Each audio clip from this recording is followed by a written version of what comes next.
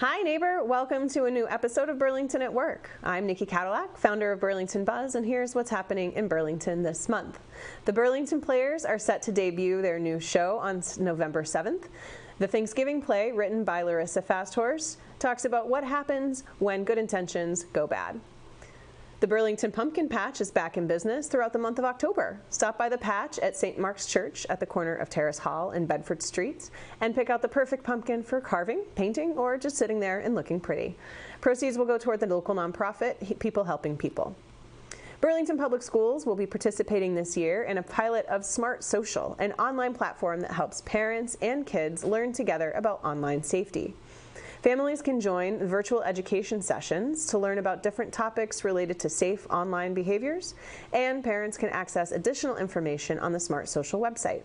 An invitation has been sent to BPS families via Parent Square. Burlington's September Town Meeting took place over 2 nights on September 29th and October 6th. One major topic of conversation was the request to increase the maximum density allowed in a portion of the MBTA community's multifamily zoning overlay that was approved by town meeting last May. The proposal, which tripled the number of units allowed per acre and increased the maximum height, would allow for a 188-unit complex where 2 office buildings from the 1970s currently sit.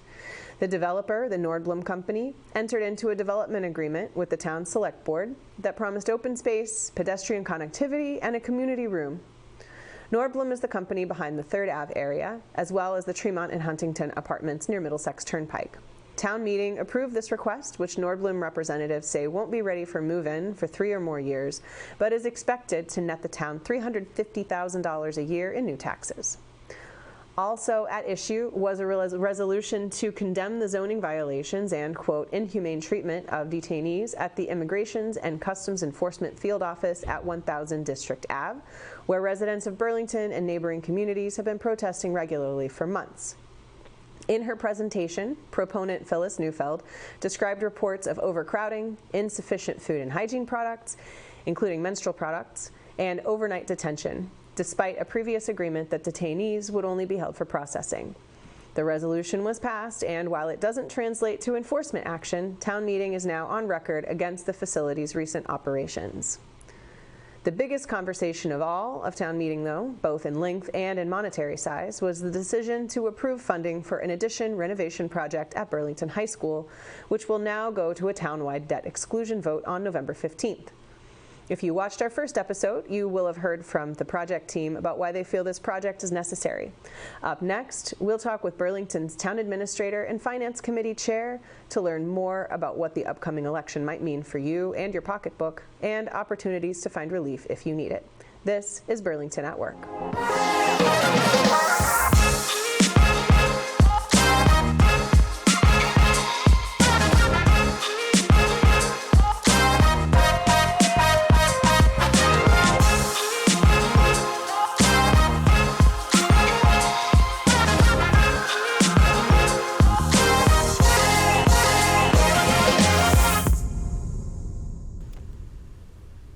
Hello and welcome back to Burlington at Work. I am Nicci Cadillac once again. First up today, a thrilling conversation about debt exclusions, what they are, what they mean, and why they matter, and what Burlington residents will be voting on at a special election come this November. I am joined today by Mr. Doug Davison, the chair of the Ways and Means Committee. Welcome, Doug. Thank you. Thanks for having me. Yeah, absolutely. And John Denizio, the town administrator of the town of Burlington. Welcome, John. Thanks for having us. Happy to be here.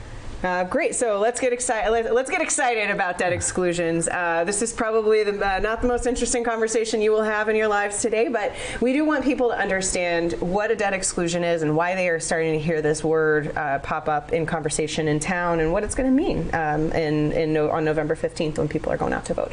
So let's just start from the basics. Mr. John Denizio, a debt exclusion is one budgetary tool that towns can use, and another tool is called a Proposition 2.5 override. They're both related. Tell us a little bit more about what they are and what the differences are. Sure. This might not be the most exciting, but it certainly is the most enthusiastic conversation I've had about debt exclusions.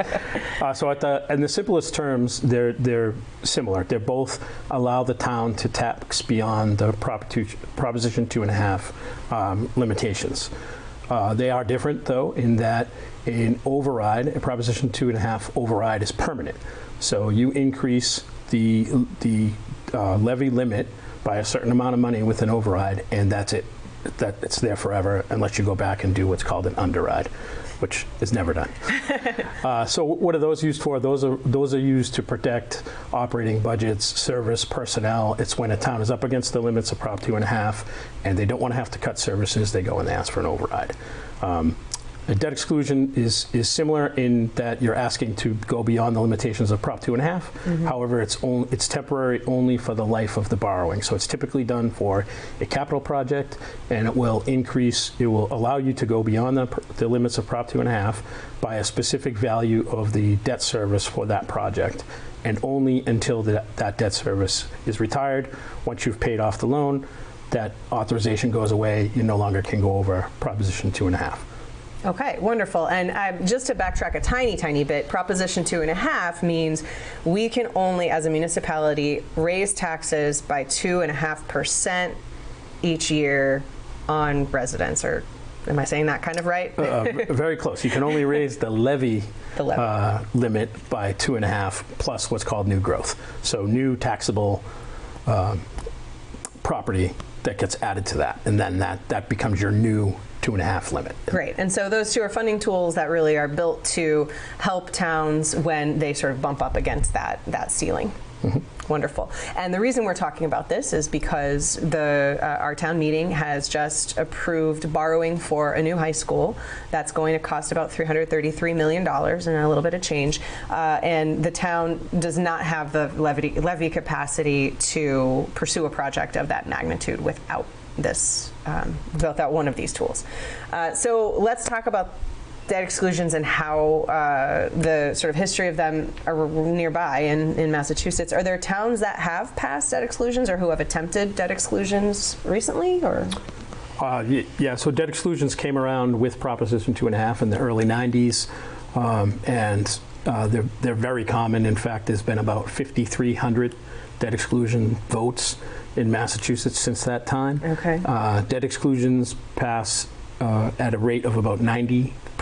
Really? So 90-10 pass-fail. Okay. On 5,300. That's quite a sampling. Yeah, that's size. They could be for many different values. It could be for a very small value up to something, in the hundreds of millions. Unlike overrides, which fail at a 60% rate. So it's about 60-40 failure on overrides for a similar amount, about 5,000 of them since in the 35 years that those two tools have been around. Okay, and Burlington has attempted a couple of debt exclusions in the past, one for, I believe it was Francis Wyman and Memorial School, another one for Marshall Simons and Memorial School.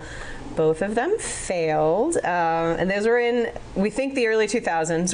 We're trying to figure out what the exact dates are because the state website is conflicting, but that's sort of the history of debt exclusions here in Burlington. Those are for very small dollar amounts. Relatively, they were still in the millions of dollars, but $333 million is a considerable sum. Right. So we're about to have a special election to see whether or not residents will pass that debt exclusion. So Doug, would you tell us a little bit about the process and how we got to where we are today, heading into a special election for a debt exclusion vote? Certainly. So it's been a long process. The high school has some mechanical problems with some mechanical systems that are end of life or nearing end of life, and the planning for their replacement has been ongoing for some time. I believe it's 13 times that the school committee applied to the MSBA, the Massachusetts School Building Authority, for help with that work, and we have not been successful, nor do we think we would be successful in the future. We don't really fit their criteria for funding at this time, and so this seems to be something that we're going to need to address as a town without the help of the state, unfortunately. So the process started in earnest, the current process, a little over 2.5 years ago. Town meeting funded a $1.5 million warrant article for a feasibility study to hire a group of professionals to come up with a list of possible solutions to our problem with cost associated, and so that we would be able to make a decision on that. But the building committee looked at about 15 plus or minus options that range from building a brand new school on a different site, building a brand new school at a different location, even purchasing an empty office building. And they came up with what's called an ad reno, or an addition renovation plan that uses as much of the existing space at the high school facility as is economically reasonable, as opposed to renovating space that's going to cost more than building new would. Right. From this point, so last week town meeting, as you said, town meeting approved the borrowing of the money for this project contingent on the town voting in the debt, approving a debt exclusion on November 15th. So that would be the next step. If the town approves the debt exclusion, then the final design phase will continue for about a year. Looking at groundbreaking in March or April of 2027. The students would move into the new academic high school, which is kind of the addition portion of this, in the fall of 2029. So about a 2-year construction time period. And then the rest of the process of renovating the existing space of the gyms, the auditorium, the music rooms, locker rooms, and then on the upper part of the campus, the area where the cafeteria currently is, and school administration and BCAT and several other programs are located. That will finish by 2032. Okay. All right. And so we have now the question of, so also if people want to learn more about this project, we did a roundtable with the school building committee, so you can check the last episode of Burlington at Work, which debuted on September 15th, I believe. At this point, really, one of the main considerations that people are very concerned about is taxes, right? So we're talking about raising taxes. We're talking about adding a new project to the 2 other projects that are ongoing, which is the Fox Hill project, the police station project. How will this affect average homeowner tax bills for how long? And then if you want to address to businesses as well, are businesses also going to be affected? I'm not sure about that. So I could take this one. Yeah, thank you. So the exact effect will depend on the borrowing, the schedule of the borrowing, the term of the borrowing, i.e. what rate and for how long we borrow, depending on if we have to short-term borrow ahead of time. The conservative estimates are out there. That was less than $1,200. I think the last one we saw was $1,183 annually for an average single-family home, which right now the value is around $780 for that. Okay. So that's what we were looking at. That's when it's fully borrowed. So once we've borrowed all the money, that's what you can expect the tax increase to be. We'll likely phase into that and ramp up to that amount by borrowing smaller amounts. Right now, we're targeting the conservative estimate of borrowing for 25 years at 5%. That we expect to do better than that, and potentially how we borrow could be a little different than that too. We might borrow in bigger tranches to have a few years worth of money all at once, permanently borrow it. But that will all depend on what our financial advisors say. So that's the residential piece of it. In the town, as you know, 62% of the levy is covered by the commercial taxpayers. Yeah, that's like almost 2/3. Yeah, so you're talking it's the annual cost of this borrowing is going to be, say, in the low 20 millions. They're going to, if it's 23 million, they're picking up 14 million of that. So what's that do to the rates? Their rate is 3 times what ours are. This could cost a taxpayer, for every million we add to the levy, it's about 6.5 cents on the rate for a residential.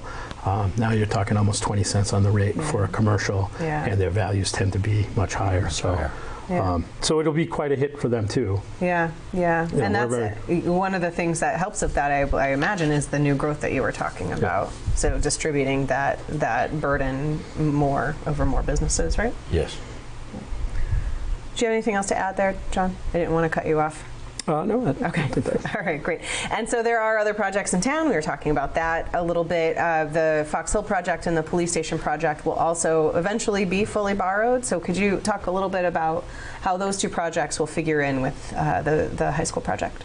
Sure. So we will be temporarily borrowing for both of those projects this current year. So we'll have a payment due next year. So when we do next year's budget, we'll start to feel the effect. Okay. Again, it will be phased in, so we will ramp up.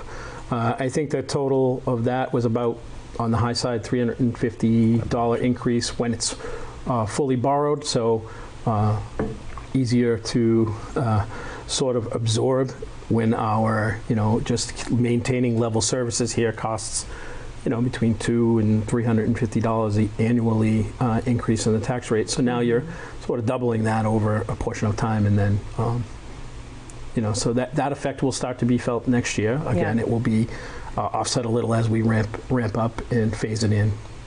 Okay. So now we talked about the project and its necessity. I know Catherine Bond spoke about that a little bit at the last on the last episode that we showed. In case people haven't seen that episode, what's the really, really quick Reader's Digest version, Doug? I know you're on the school building committee, so you're probably very well positioned to answer that question. Why does this need to happen right now? Why can't we wait? So that takes us back to the original problem. The original problem is we have mechanical systems, including the heating, ventilation, air conditioning, also plumbing and electrical, that are at end of life. So we have a building that, the walls of this building will probably last another 60 years, but the internal mechanical structure will not, and it's time to replace it.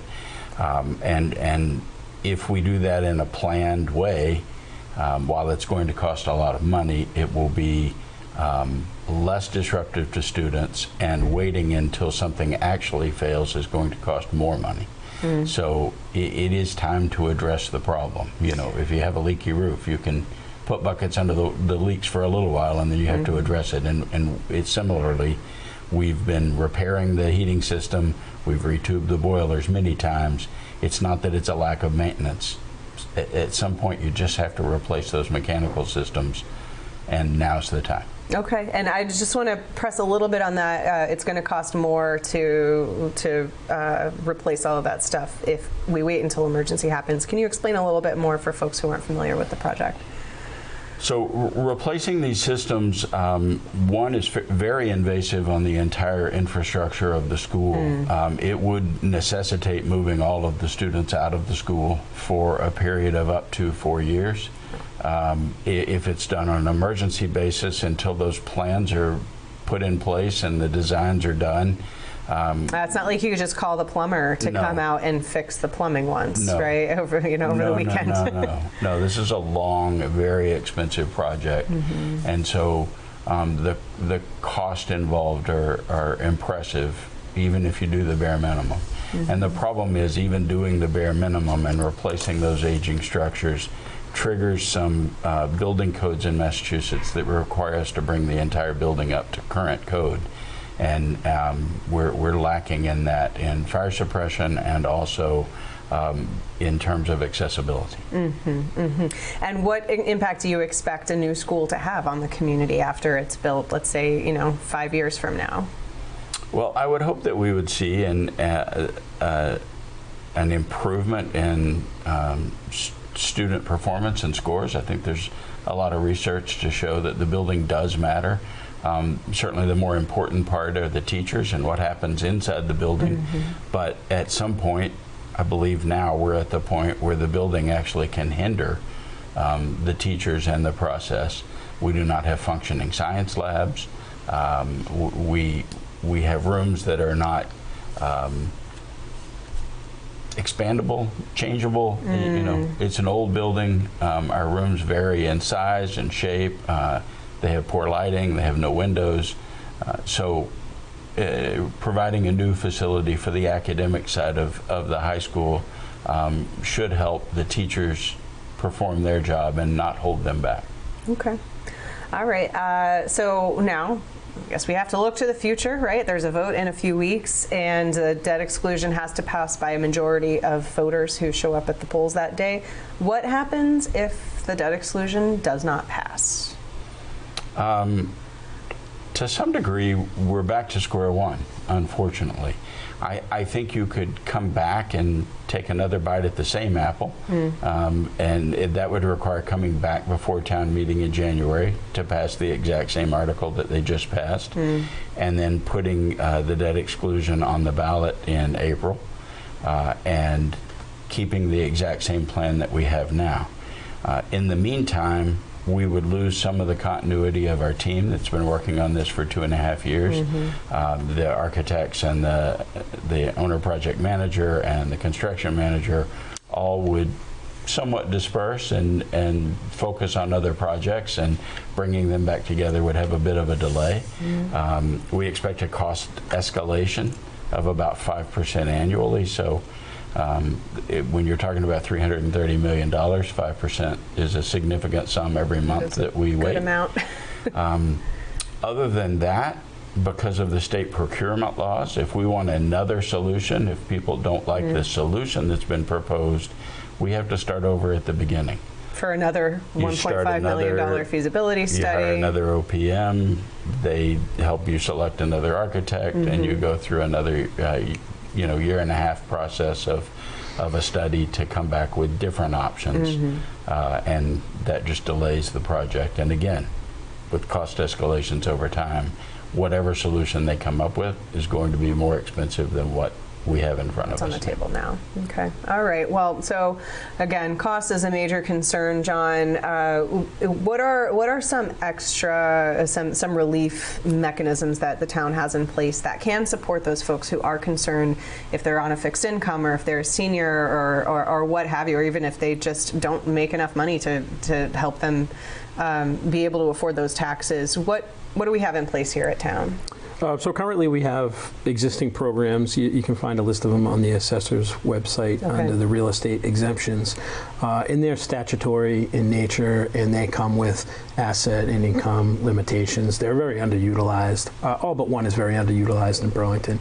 There's a senior exemption for folks over a certain age, 65 or 70. You have to qualify for the circuit breaker on your tax return in order to qualify for that. There's a tax deferral program where you basically just defer all your taxes until the sale of your home, and the interest rate on that is very low. I think it's down to 4%. Okay. Statutorily, there's the senior work-off program, which is the only really popular program we have. Those are folks that come in and volunteer for the town, and they can make up to $1,500 off their taxes. Wow. Okay. So that's the one that folks. There's also sort of like the scholarship fund we have, the check-off box on your real estate bill. There's also one for elderly and disabled tax relief fund that exists. I don't know that it's ever been utilized. Fascinating. It's fairly new. Mr. Giannino put it into place when he first started as treasurer. Okay. There's not a whole lot of money in there, but there is a process for that. Right. And the finance team's going to work with the elected officials and Ways and Means to explore other options. There are other programs that you could put into place. None of them are great. They only allow you to disperse that costs within the same group. So if you're talking about single-family homes, it really it basically just its cost is absorbed by another group inside that. Okay. So. But we're going to look at them all and see if there's anything that can be helpful. We'll bring it forward and see what folks think. Great. Well, thank you guys very much. Doug Davison, John Denizio, I appreciate you coming and chatting with us today. Yeah. Thank you. Thank you for having us. And if you have anything to say about the debt exclusion, if you want to share this, please share this episode with everybody you know in Burlington, and make sure that people are informed ahead of the election on November 15th. This is one of the biggest votes in Burlington's history, so residents are going to make this decision, and you want to make sure that you are informed and you show up at the polls. Be sure to stay tuned to Burlington Buzz and BCAT for more information about that. Next up, learn a little bit about Burlington's government structure in Burlington 101. If you ever need a reminder that Burlington is a small New England town, just look at its government structure. Here in Massachusetts and across much of New England, town government functions a little differently than other parts of the country. That's partly because we're home to some of the oldest local governments in the nation. In school, we all learn about the 3 branches of government: executive, legislative, and judicial. But how do those apply here in Burlington? The executive branch in our town is made up of the select board and the town administration. Together, they're responsible for managing the day-to-day operations and carrying out the town's long-term vision. The legislative branch is Burlington's representative town meeting, a traditional New England structure with a modern twist. In Massachusetts, there are 2 kinds of town meeting: open and representative. Open town meetings are just that. Any registered voter in the town can attend and vote. In a representative town meeting like Burlington's, voters elect members who represent their precinct and vote on the community's behalf. Burlington is one of just 32 towns in the Commonwealth with this form of town meeting. Each year, voters in every precinct elect 6 town meeting members to serve 3-year terms. With 7 precincts and 18 members per precinct, that's a total of 126 elected town meeting members. These members meet 3 times a year, in January, May, and September, to vote on key issues like the town budget, capital spending, and proposed changes to Burlington general and zoning bylaws. What about the judicial branch? That's one branch Burlington doesn't have. Legal matters like civil, criminal, and family law are handled through the county or state level, not by a local court system. Burlington has no judges, no courtrooms, and no municipal judiciary. Hi and welcome back. At this point, we're going to transition over to our fireside chat portion of Burlington at Work. And today I have with me Mike Espejo. Welcome, Mike. Thank you. Thank you for having me. Thanks for coming. So Mike is the chair of the select board here in Burlington, Massachusetts. And if you just watch Burlington 101, you know exactly what the select board is. But for those who aren't familiar, Mike, why don't you tell us just a little bit about what is the select board and what exactly are you doing on a daily basis? Okay, we are the executive branch of the town. We're a 5-member board elected to 3-year terms. And the way I like to tell people when they ask, well, so what does that mean? Is instead of a mayor, we have the 5-member board. So my joke is I'm 1/5 the mayor of Burlington, and we're the executive branch of the town. Okay, and so Burlington 101 just talked about this. We have a legislative branch that is the town meeting. We have the select board, which is the executive branch, and then we have no judicial branch here in Burlington.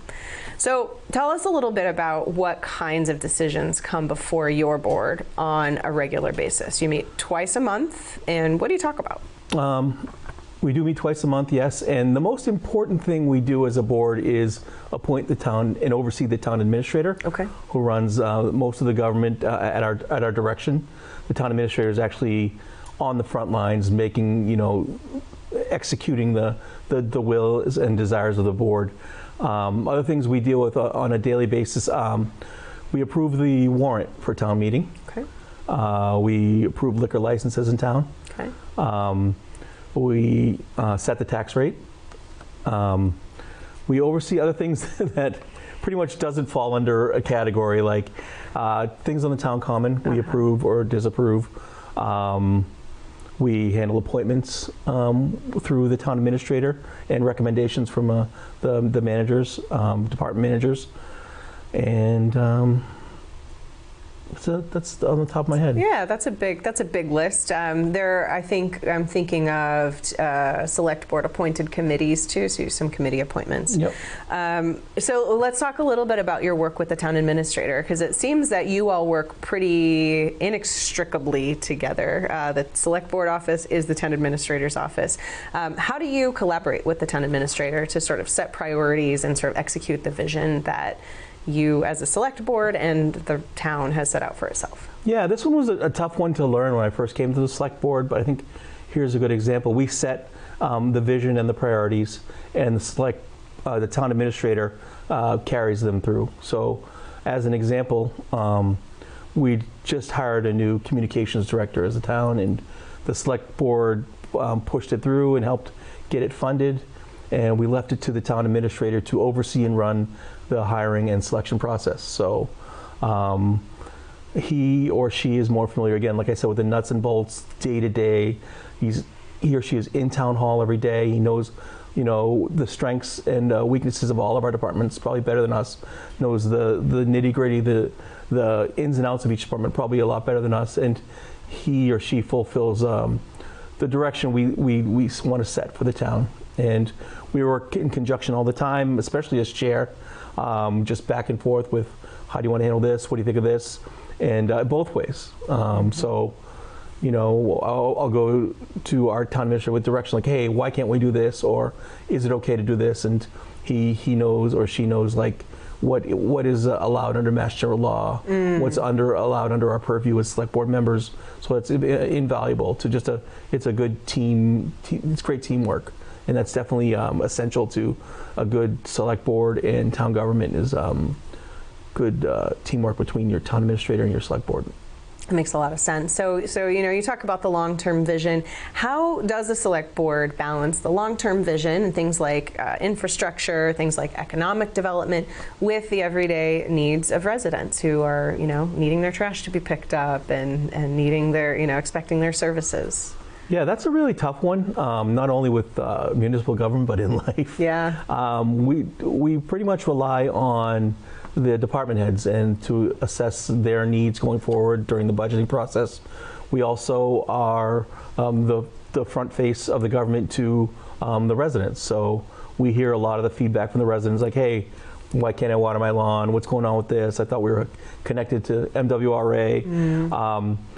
So we have to kind of balance the feedback we get from the residents along with the feedback we get from the department heads and their planning and budgeting for the year and kind of find a happy medium for Burlington to move forward. We're not going to, we definitely can never satisfy everybody, but we try and do our very best to do the best we can. Well, and I imagine that a lot of your job is like customer service. You're almost like the customer service desk for the town in a lot of respects. Yeah, we do get a lot of texts from friends or questions like, hey, is it trash day this week? Or, hey, what was going on? We heard a lot of sirens down in our area. Did you hear anything? And sometimes we do. Sometimes we will get a report. Sometimes we don't. So, but happy to help anyone whenever they ask for any help. Yeah, awesome. So thinking about, again, direction setting, what do you think are some decisions that have been made town-wide by the select board or by other entities supported by the select board that have impacted and set a vision for the town?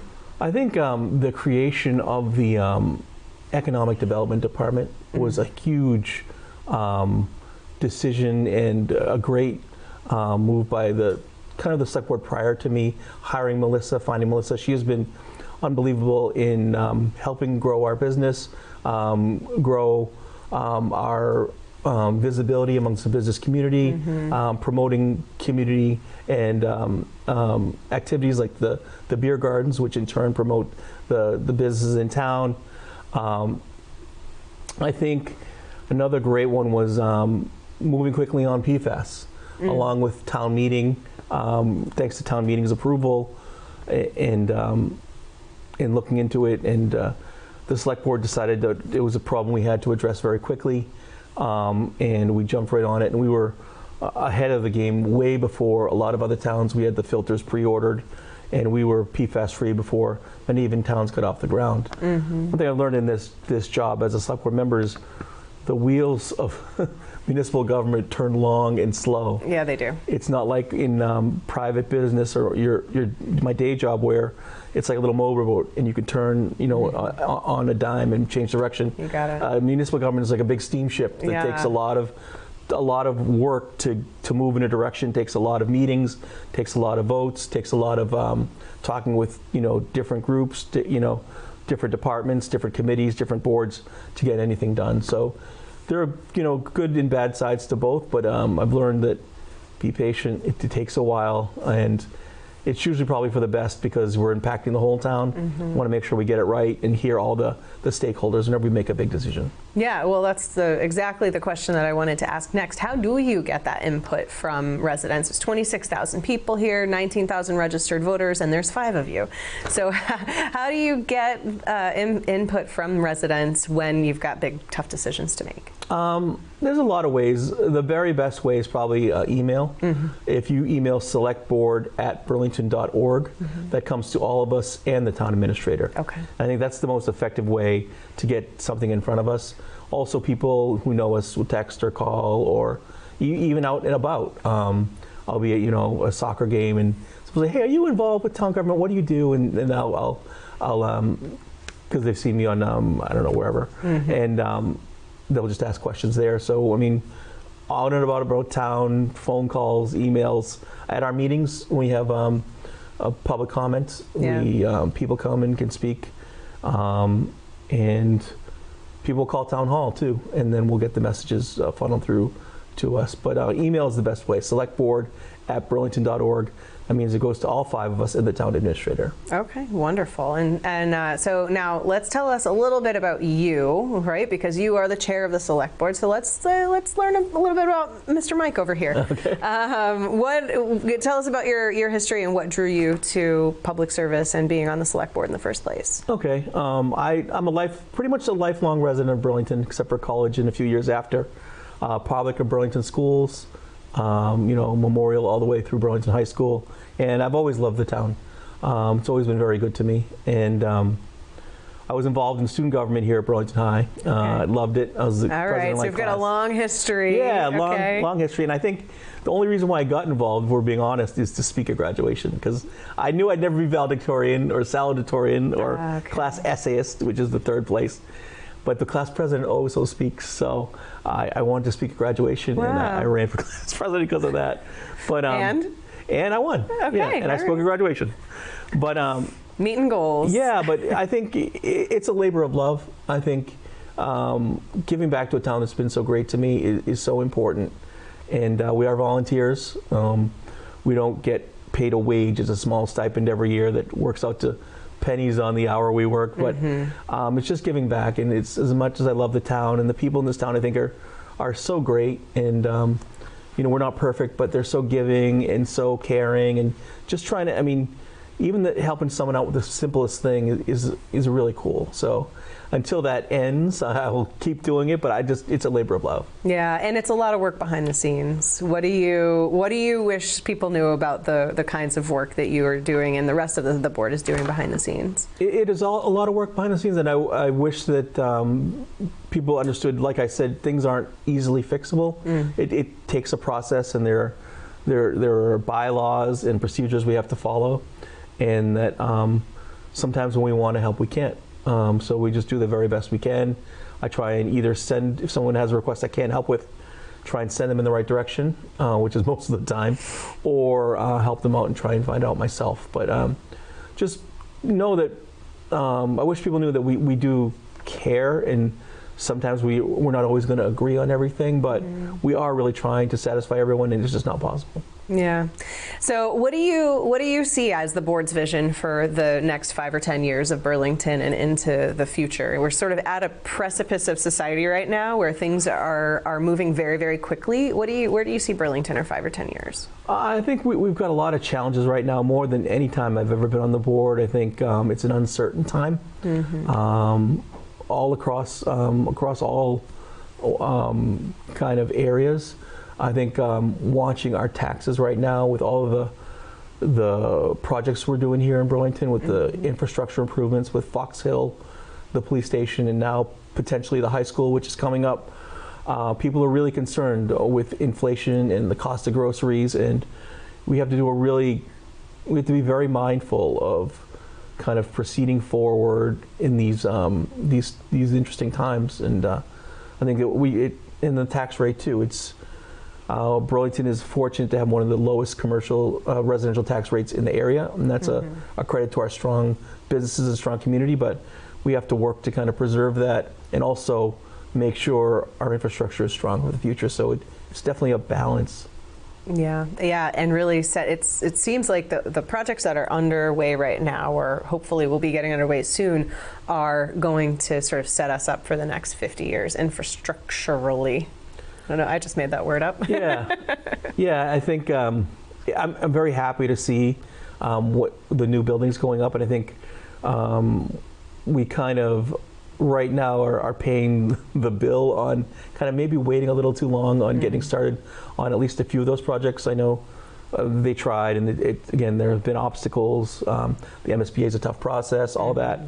But I think the crunch we feel right now is kind of a product of waiting a touch too long to get started on at least something. Yeah.